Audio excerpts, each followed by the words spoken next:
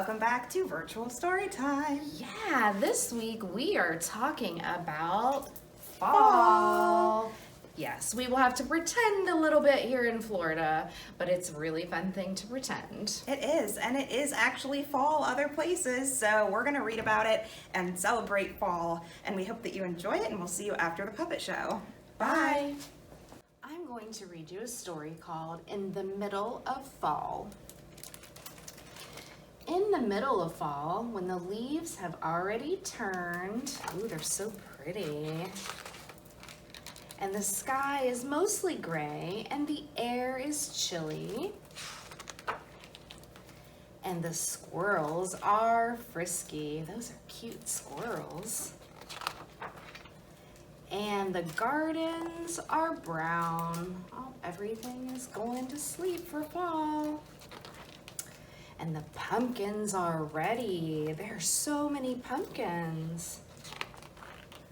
And the apples are like ornaments. What color are the apples? They are red. It takes just one big gust of wind. Can you blow one big gust of wind? And all at once,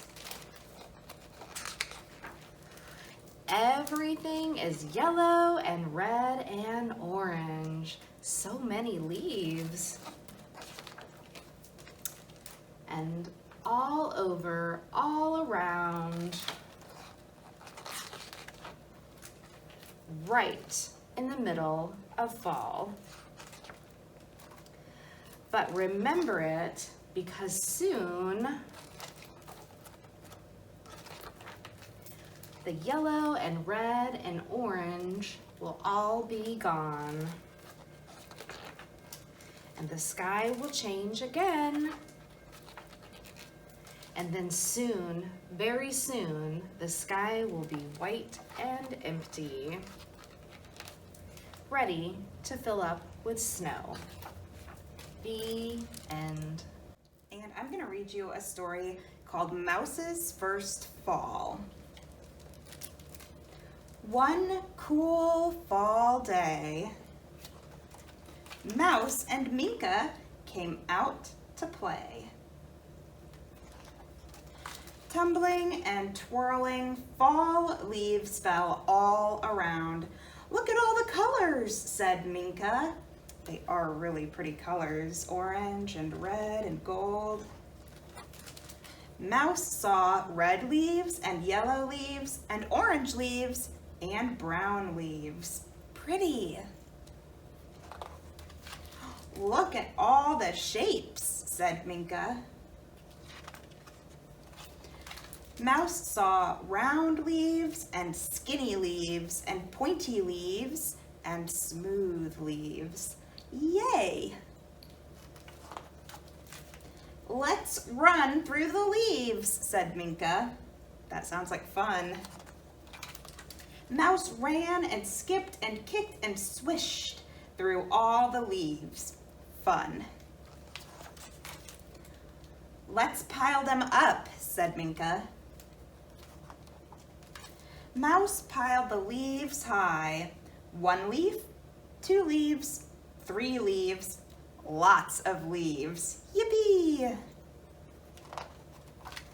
"What a big pile," said Minka. "Let's jump in." Mouse leaped and jumped and plopped and rolled into the leaves. Whee! "I'm hiding," called Minka. "Can you find me? Do you see her anywhere?" Mouse peeked and poked and peered between the leaves. Where could Minka be? Do you see her anywhere? Then out popped Minka. "Here I am! Hooray!" Hooray for Minka, hooray for Mouse. Hip, hip, hooray for fall. The end.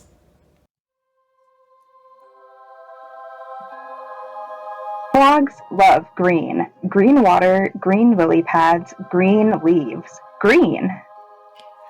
But autumn had come to the pond, turning everything red and gold. To Little Frog, red and gold were scary. They were the colors of hot sun and cold blood. She sat on a green lily pad and contemplated the trees. Half of them were now yellow, 2 of them were orange, 1 was bright red. All the rest were still green, sort of. She had never seen such a thing before. Well, she was only a little frog, and it was her first fall. Little Frog shuddered. Mamma Frog jumped up next to her, which made the lily pad sway. Little Frog usually loves such swaying, but she was still shuddering, so the lily pad shuddered too. Be brave, Little Frog, said Mamma Frog. Most things that are scary are only just new. You need to see what they are all about. Listen to their voices. Once you know them, they aren't scary anymore. That was certainly puzzling. Little Frog herself was pretty new, and she wasn't scary, but she always listened to Mamma Frog. So that day in early October, Little Frog decided to try to be brave and see what red and gold were all about, and orange. She hopped back into the water, the dark green water, and began to swim. Her heart was going bumpity bump as she did that backstroke and the side stroke and some frog paddling too. But she made it to the shore. Brave little frog. She stuck one toe onto the brown dirt. After green, Little Frog loved brown the best. Brown is soft and comfortable and familiar. She took one step and another, though her heart was going bumpity bump and thumpity thump. Brave, brave Little Frog. The little frog hopped a bit down the twisty path going towards the wood that was so full of red and gold and orange. She wasn't sure about orange. Brave, brave little frog. Suddenly, a wind whooshed through the trees. Leaves began to rain down. Red leaves, yellow leaves, orange leaves, scary leaves in scary colors, making a scratchy, scratchy noise. Little Frog hopped this way, ran that way, spun about, fell down, ran again. She wasn't being very brave now. By the time she stopped hopping, running, spinning, and falling down, Little Frog was lost. Horribly, miserably, totally lost. Besides, her right leg hurt. There was a little scrape on her knee and a spot of red blood. She shuddered again. Suddenly, she wasn't so sure about red. It was dark in the woods, except for those patches of red and gold, and orange, and purple as well. She absolutely was not sure about purple.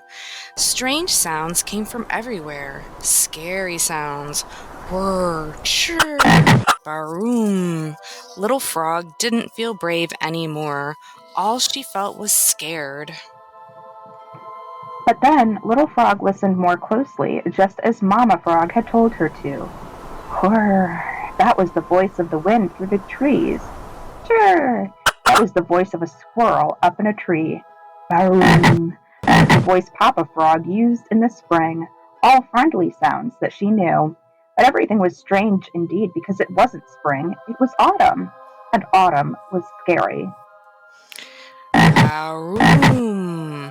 Frightened all over again, Little Frog looked for the sound.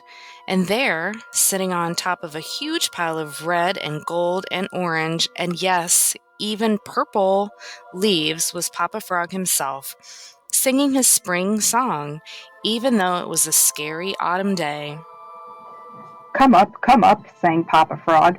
Think of the leaves as a lily pad. Well, they didn't look like a lily pad. They weren't the color of a lily pad. But Little Frog tried to imagine them that way.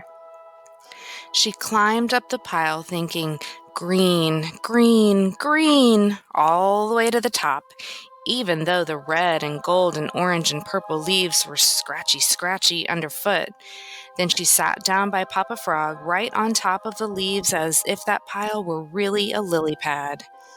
There, boomed Papa Frog. That wasn't so bad, was it? For a while, Little Frog thought about how bad it was.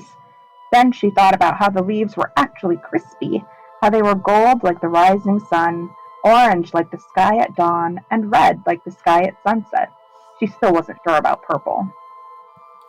She thought about how autumn leaves made a tickly sound in the wind. They weren't scary at all, only new. Papa Frog was right. Mama Frog was right. Not so bad, she said to Papa Frog. Not the red and orange and gold, he said. She noticed he hadn't mentioned purple. Then Little Frog and Papa Frog slid down the pile together with red and gold and orange and even purple, leaves sliding down all around them. It was so much fun. Little Frog climbed up and slid down again and again. Red and gold and orange are not scary at all, said Little Frog. Not when you really get to know them. Papa Frog looked at the pile again. And purple's not scary either, he said. Only new. At last, arm in arm, Little Frog and Papa Frog happily hopped and danced all the way home to the pond where Mama Frog had made fresh shoe fly pie for dinner, something all three of them knew well. It was still hot, just the way they liked it best, and even better, inside it was all green. The end. Hello and welcome back. I hope you enjoyed those fun autumn stories that we had for you. Yes, and as always, we do have a fun fall craft for you, and the video for that will go up tomorrow morning. You can watch Miss Cammie show you how to make it, and you can come pick up the supplies that you need either in person inside the library or call us from the parking lot, and we'll bring it out to your car. So happy fall, everybody. Have a great week, and we'll see you next time. Bye.